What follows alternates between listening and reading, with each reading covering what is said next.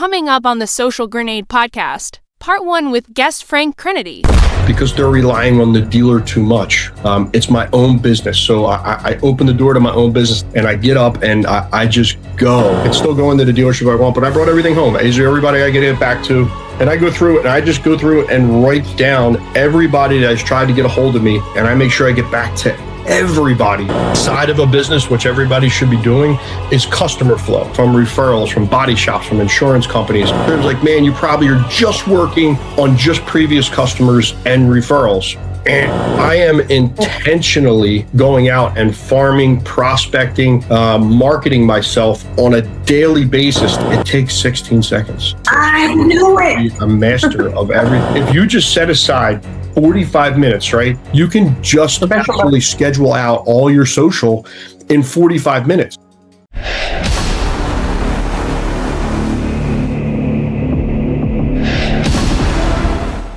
All right, welcome to the Social Grenade Academy. All of you users on here are Social Grenade users or have been Social Grenade users. You know, I love to bring some fire to the room, and today that is Frank Crinite. And like from afar, like we've all got to watch him from afar. One of the things that I appreciate about Frank so much is not just like, I mean, the fact that he's been in the car business for a long time and I don't know, Guinness Book of World Records and all that stuff too. But he also has a valid appreciation of how to use social media. And that's one thing that I really appreciate because there's so few dealers that actually get that, so few salespeople that actually get that. And so like, I'm a huge, huge fan. I am a Chiefs fan, so we're kind of a little bit at odds every once in a while, like, unless the Kelsey brothers are together and then we are aligned. But hey, welcome, Frank. I appreciate you on a snowy morning coming to join us. Listen, I'm so excited because if I wasn't here, I'd be out snow blowing right now. So my wife's taking care of that. I said, listen, I got to jump on this training call. She's like, I got it, babe. I'm like, awesome. No worries. I have no guilt now. So we're good. Got you. Okay. So the first thing I want to talk about is how many years you had in the automotive. I think like a lot, 26? I just got my anniversary card in the on my desk on Saturday. 26 glorious years. This coming March 20th. So I came for a summer job. I'm like, let me just figure it out for the summer and then figure out what I want to do. I was going to school for accounting, hated that, dropped out first semester.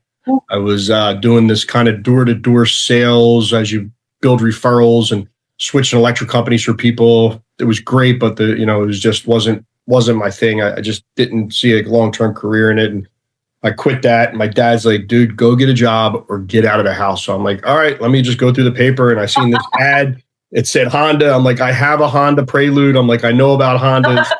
So I called. I'm like, hey, calling about the ad in the paper, sales job. The guy's like, yeah, just talking for like 2 minutes. He's like, so Friday afternoon, or Friday morning. He's like, can you come in today around 2:00? I was like, I have a tea time for golf with a couple of my buddies. I probably can't make it today. He's like, dude, this job's not going to work out for me. And he hangs the phone up on me.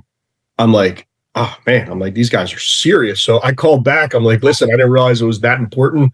I can move that around. I'll be in at 2:00. So I went in and sat down with this guy. He already had this guy's, doesn't want to work in his head because he, golf thing. So I came in and he had a Mont Blanc pen and I had a Mont Blanc pen that I didn't have with me, but I seen his Mont Blanc. So I just started a conversation about a Mont Blanc pen. I'm like, hey man, it's a really prestigious pen. I said, I have one. I earned it from, being top sales in my company. They gave it to me. It was really nice. I said, where did you get your pen? And we just started a conversation. I didn't want to talk about the job or anything, but that's how I ended up landing the job 26 glorious years later. He's like, you could start tomorrow. I'm like, all right, I'm in. I had something to do tomorrow, but I'm like, this guy's going to fire me before I even if I tell him that again. So, not just 26 in the same industry, 26 in the same dealership. Same dealership. It's so important not to hop around to dealership to dealership. I have this conversation with salespeople all over the country. People reach out to me, hey, it's not working. Listen, unless it's really a toxic dealership, which is, it's not as, widespread as people think. Like dealerships generally want to help people. They want to make sure that their customers are taken care of. They want good reviews, like very, very rare. But a lot of times salespeople get this in their head. It's not the right place to be. It's not because they're relying on the dealer too much, right? So I wake up every morning. It's my own business. So I open the door to my own business the second I get out of bed. The second I open my eyes, I tell myself, don't be I'll just say punk. and I get up and I just go, right? So like I brought all my work home. I knew it was going to be a snow day. Like I could still go into the dealership if I want, but I brought everything home. Is there everybody I get it back to? And my daily routine is normally get up super early. I didn't today because I knew it was going to be a snow day and I have time. And I go through it and I just go through it and write down everybody that has tried to get a hold of me, either through text message, email, instant message, the 100 ways they can reach out, WhatsApp, and I go through and I just write it down. It takes about 45 minutes to go through if you do it daily or every other day, and I make sure I get back to everybody. I'm their last text. I'm their last point of contact. Even if they ended the conversation, I'm still going to go back in and reignite that conversation with them somehow. Just thinking about you, whatever it is. But now I know that I got back to everybody that ever reached out to me, and I just find business this way. And then I just keep ever present in everybody's mind by doing that, and all our posts on social media. Hey Frank, over 26 years, man. How do you keep from complacency? Because you got to keep reinventing yourself. I mean, a good indicator of how you had to keep reinventing yourself was COVID, right? So COVID, things changed 8 or 9 times during COVID. How you had to do business, everything. So my business has always been made for the way that the car dealership should be doing business, and a lot of them are. Some of them reverted back. A lot of them actually reverted back. So we in Pennsylvania shut down. I forget when it was. It was probably I guess March of 2020. We shut down for about a month and a half. There was about a 2-week period. I was just hiding in my house like everybody else. Nobody knew what was going on, right? Black Death. Who knows like what's happening? After 2 weeks of like, hey, not showering for like a day and like being confined in my house, I'm like, I don't care if they arrest me. I have to go to work. So I would go in, sneak through our service department, lock myself in a back office. And I was just there for 7-8 hours a day, just actually not selling anything. I was just reaching out to all my customers, all my clients, make sure they were okay, make sure they knew they had options as far as what their payments were. They could delay their payments, defer their payments. People still needed cars. There was people that you know, they were critical that they had to be in work. They're police officers, nurses. Their lease was ending. I was making sure that they were taken care of. We weren't allowed to sell cars at a dealership, but we were allowed to lend cars out. So I was meeting people over at like the CVS and putting dealer tags on their cars. I'm like, listen, I'll call you when we can do paperwork or sell cars. Just take it, just go, right? Just taking care of people. So I'm always trying to reinvent myself. And the way that I knew that my business model was actually the way that people should be doing business and the way that people want to do business. The second that we opened up, it was like April 26th. Between April 26th and the end of the month, I sold like, I think it was 60 cars in those like 4 days. The next month, I sold 127 cars. The month after that, 154 cars. I was number one, me, in my whole zone out of all the Honda dealerships. I mean, Frank Crinite, boom, sold more cars than all the Honda dealerships in our zone at that point because my processes were already ready for what COVID pushed everybody to do. I already had a mobile plan to get everybody's credit apps to get everybody not to be at the dealership a long time because you couldn't have a lot of people at the dealership the whole time. Paperwork was already prepped, ready to go. The I'm a Car Chick podcast is a proud sponsor of the Social Grenade podcast. Listen now. So always reinventing yourself, DeMarco, is the way that I do it. I think that's who asked the question. Is always ready to be able to pivot at any moment. I'm not just saying, hey, I'm at the top of the food chain. I'm at the top of the mountain. Like this is the way that it has to be. I always have to be thinking way ahead. What's the next thing? What's the next step? Like there's salespeople right now, everybody, the big talk, AI is going to replace us, AI.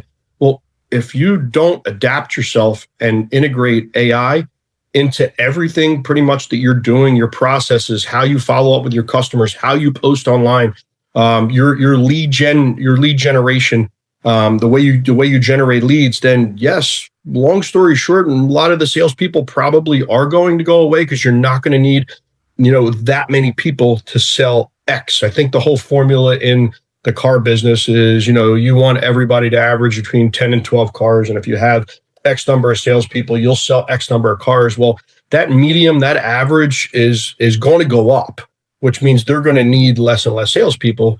The way that I distinguish myself from everybody else in the dealership and the industry is I don't rely on anything that the dealership is doing to bring in my business. Because the most important thing to a salesperson, the most important in any business is cash flow. Okay. Any business needs cash flow to keep their customers, to keep their employees, to keep their inventory. The most important thing to a salesperson who's running a business inside of a business, which everybody should be doing, is customer flow. So I need flows of customers from all over, from referrals, from body shops, from insurance companies. I need from my previous customers. It was like, man, you probably are just working on just previous customers and referrals. And if that happens, eventually your customer base starts to die off. You're relying on when your referrals feel like sending you a customer where it's convenient for them, meaning somebody asked them, do you have a guy? Do you have a girl? Boom, you're relying on that person.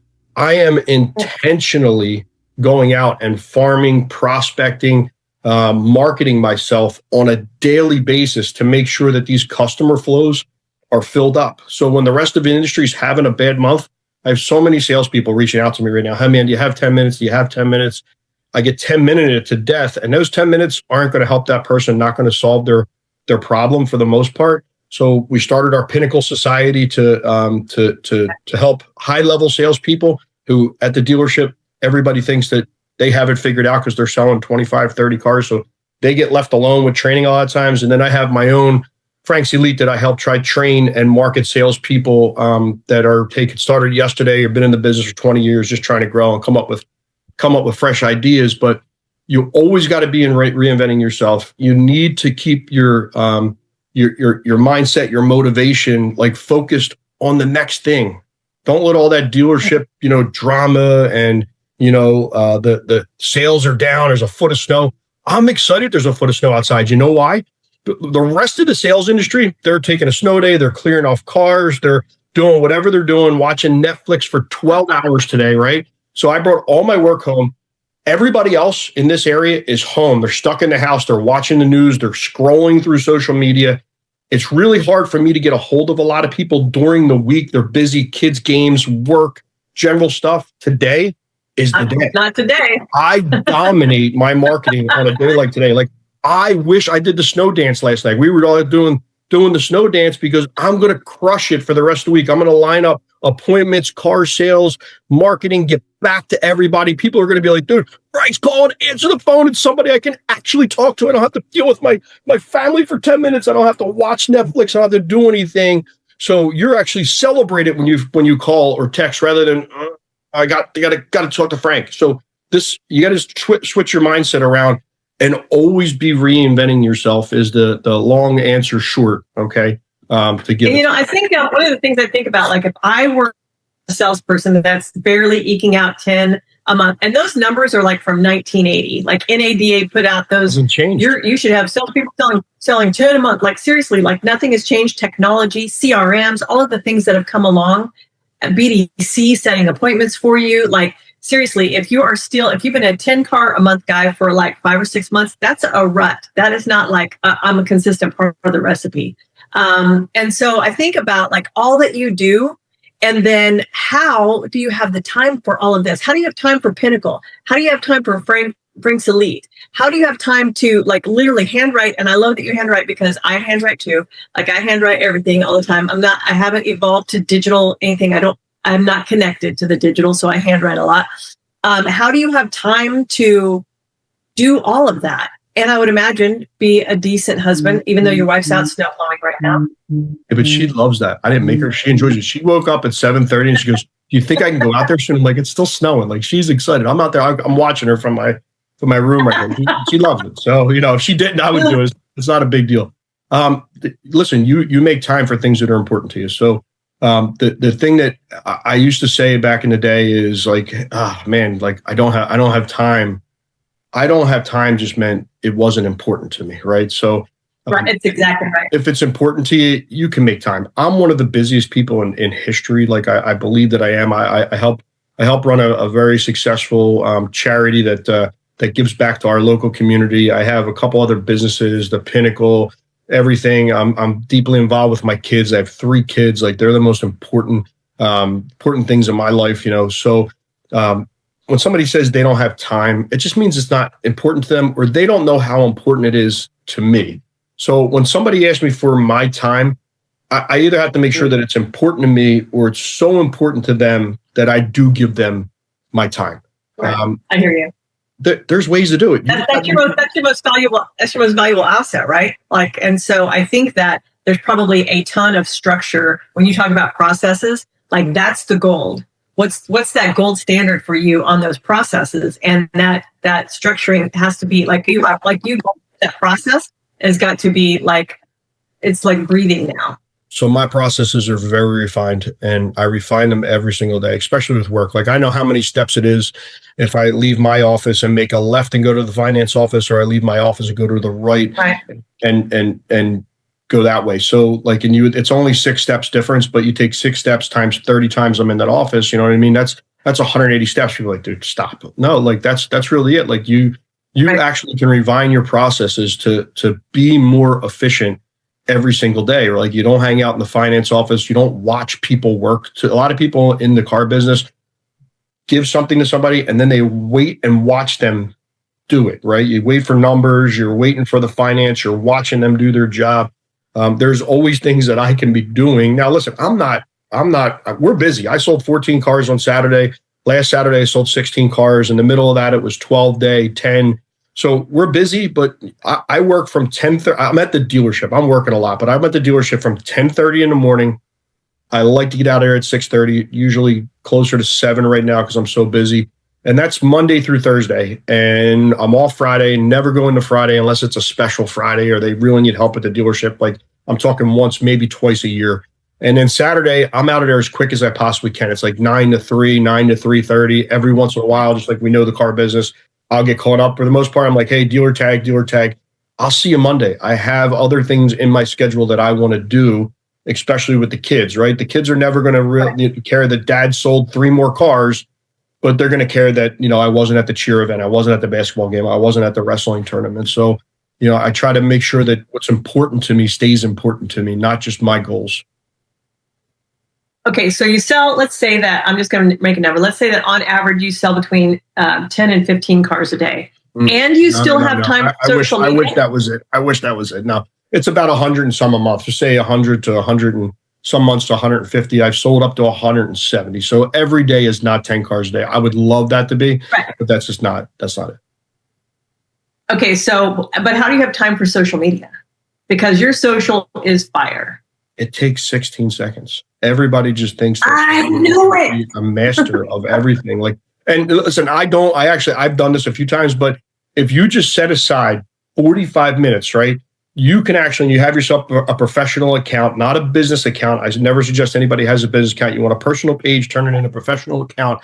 You can just actually schedule out all your social in 45 minutes, right? Or listen, if you don't have time, like it's not important to you, you have to delegate it out, right? So I delegate out any task right now. I have an assistant, Marianne. She's been sent here by God to keep me organized. and her job title changes daily. Like literally 1 week, she's my social media manager. Like that's all you're doing. We're making videos, we're making spoofs, we're making funny stuff. Then like she's just office and tag and like whatever I need. But every morning I come in and I got a color-coded spreadsheet of everything that I need to do for the day, important people I got to get back to. And she handles everything that she possibly can. But you make time. So I just delegate out things that either I don't think are important for me to put my time, effort, and energy in. But if I can find somebody that can do the job effectively at probably 70 to 75% of what I can do, it's theirs. And they're just doing it. I'm not getting involved in it at all. Like you make the decisions, you fail if you have to. If it's going too bad, I will get involved. We'll figure it out. We'll come up with a new plan. But to be able to delegate and hand that off, give somebody a responsibility and trust them with it and not oversee it is the best thing. So if you don't have, and listen, I've had people are like, oh, you had assistant. That's how you sell 100 cars. I did it for years. I don't want to say by myself. I mean, we still had a lot guy that would gas cars up for me that I'd pay on the side. The I'm a Car Chick podcast is a proud sponsor of the Social Grenade podcast. Listen now. When I started out, there was a receptionist there named Jean. She was in her 70s at the time. She would sit there and just answer the phone, like 3 phone calls an hour, and just play on her little game that she played on. So I found a way to get assistants inside the showroom without actually having an assistant. So every day I'd buy her lunch and I'd give her like $20, right? She was only making like $10, $12 an hour at the time, retired just there, 15 years ago. And I'd give her $20 and buy her lunch every day. She would do all my payoffs, do all my insurance verification, Nice. all the stuff that I hated to do that like I couldn't afford in my head an assistant at that point. The dealership, we weren't at the point where, hey, they were going to get me an assistant. I was selling, 40, 50 cars a month. I mean, maybe they should have, maybe we should have talked about it, but I was in my head, hey, they don't want me selling this many cars. Maybe they don't, want to pay for an assistant. Like I'm just going to just leave it alone and just pay Gene. So there's ways that you can utilize people in the dealership to do that. And at some point, my finance manager were like fighting for my deals because they were so good because I learned my product so well.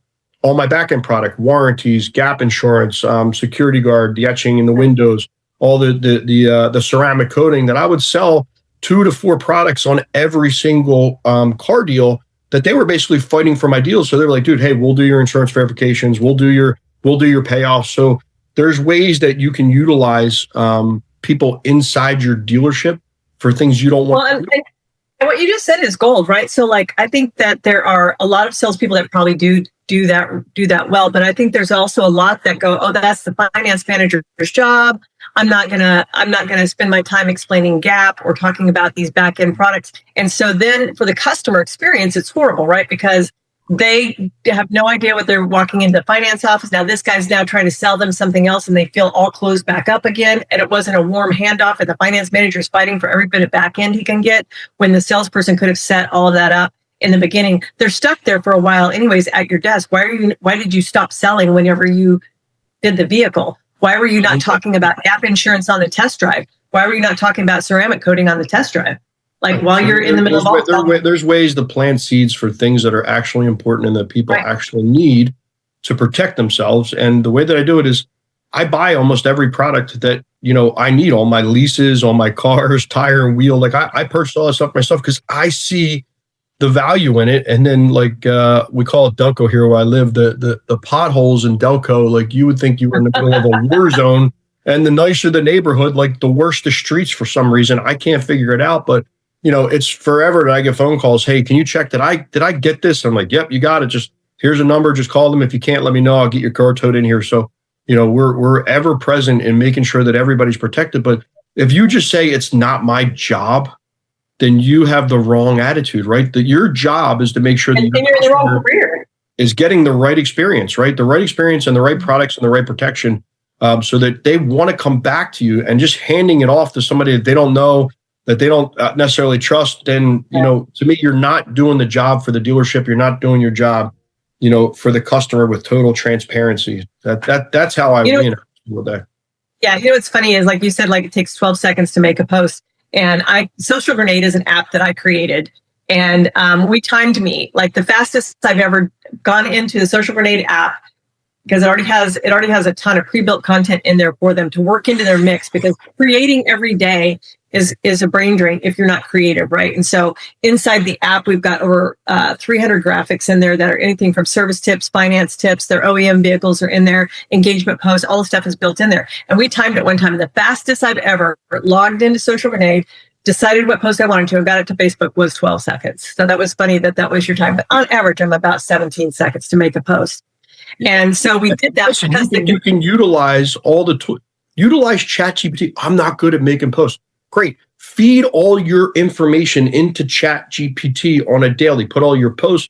I put all my YouTube videos in there. So Chat has learned me more than I know about myself. But you're a content creator too. Some of these guys have never created content before, so they don't. So Chat wouldn't even have anything to go off of. They'd have to train it. I'm not a content creator. This is what I fight. But you've been selling for 26 years, and you've probably been doing social for at least since COVID.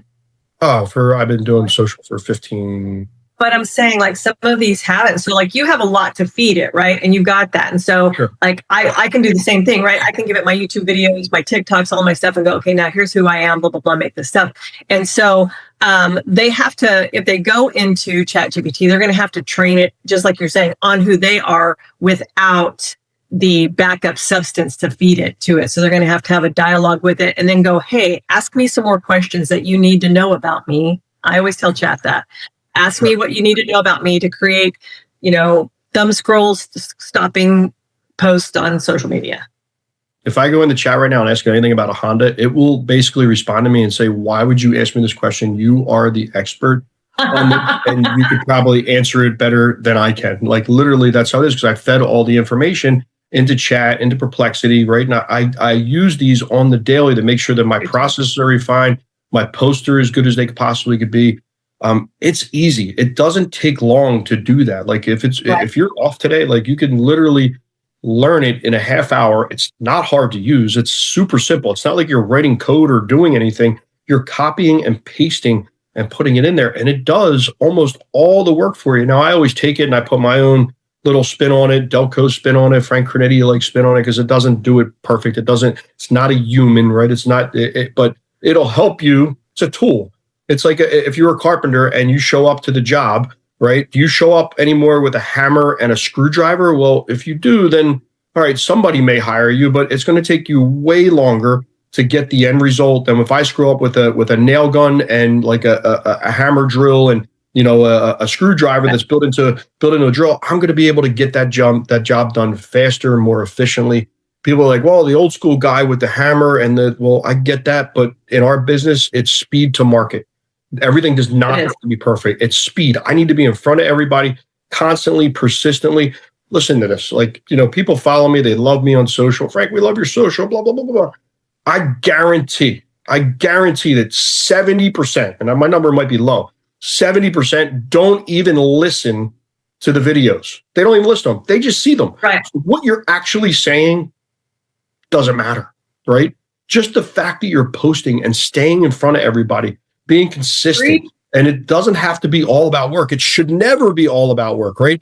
I don't want anybody. So tell them, I want you to tell them about the snowblower post, right? Because I preach this all the time. Like if you're constantly telling me about what you sell and where you sell it, what you sell and where you sell it, what you sell and where you sell it, like I'm bored, right? But if you're telling me who Frank is, what's something interesting that's gone on, like do you fish, do you hunt, what are the things about you that make you interesting? Because we do business with people. People do business with people. I don't even know what the name of the dealership that you work is because I don't care. I know Frank. And wherever Frank at, that's where I'm going to buy a vehicle, right? And so tell them about, I think this was so funny because nobody else would think like, oh my God, I'm not going to make a post about this stupid snowblower. But tell them about that post, because that's the thing that, like, even though you never know what's going to hit or what's going to take off, the thing is that people were so relatable. You were so relatable to people, even in that post right there, that like it just blew the hell up. So my snowblower and me, I wrote a post about being in a toxic relationship, pretend like me and my snowblower have been in a relationship for the past 10 years and how it wanted to start it when it wants to start when it wants to start and doesn't when I need it. And I literally fed that all in the chat. And I said, hey, write me a viral post that will attract attention and drum up comments. So it said, hey, give your snowblower. When I was giving it away, I said, hey, I'm giving my snowblower away. Just get it out of here. I'm done. And it wrote me this post, and I went in and I humanized it, and I changed a couple of things. I posted it with my snowblower, boom. And I got 1.8 million views on this post, thousands of inboxes, comments, likes, like it's crazy. It blew up. You don't have to have a viral post though. So I don't want you to think that, hey, you have to have a post. So to get back to what Robin was just saying, I don't care that anybody knows that I sell cars. I care that everybody knows that I'm a human. The person that I want everybody to think I am is their friend. Right? Who do you want to refer to? Who do you want to buy from? Not some guy that you bought something from. You want to buy something from somebody that you actually have a relationship with, and you don't have to know that person to have a relationship with. You're in a relationship on social media. You have to be social. So it's not called work media. It's called social media. So I need to be social. I need to post about myself. I need to endear and humanize myself to my customer base, my clients, and keep my friends and family activated and engaged to who I am, what I'm doing constantly and persistently. And you will be at the top of the food chain of whatever genre of work that you're in, but you just got to do it. And it doesn't take long. I can't believe that I'm still able to get away with what I get away with on Facebook and not have to pay for it. Stay tuned for part 2. I mean, leads are dead. Leads are dead at my dealership anyway. And they're so overused, they're worn out. Even if you only have 1,000 Facebook friends, if those 1,000 all have 1,000 themselves as well, that's the ability I have to reach that many people. Shut that down immediately. You never see anybody's Facebook page, a business page, unless you see sponsored, because they spend thousands of dollars to put that out there and get like 7 likes. Right now is the greatest time ever to steal market share. I love when a cataclysmic event, the stock market crash, tsunami in Japan, 9/11, right? These events that happen, that's when I pushed all in. There are the times you push all in, put yourself out there even more so that I can steal market share from, hey, they know Frank Crinite, they know 35 people that bought from him just recently. Boom.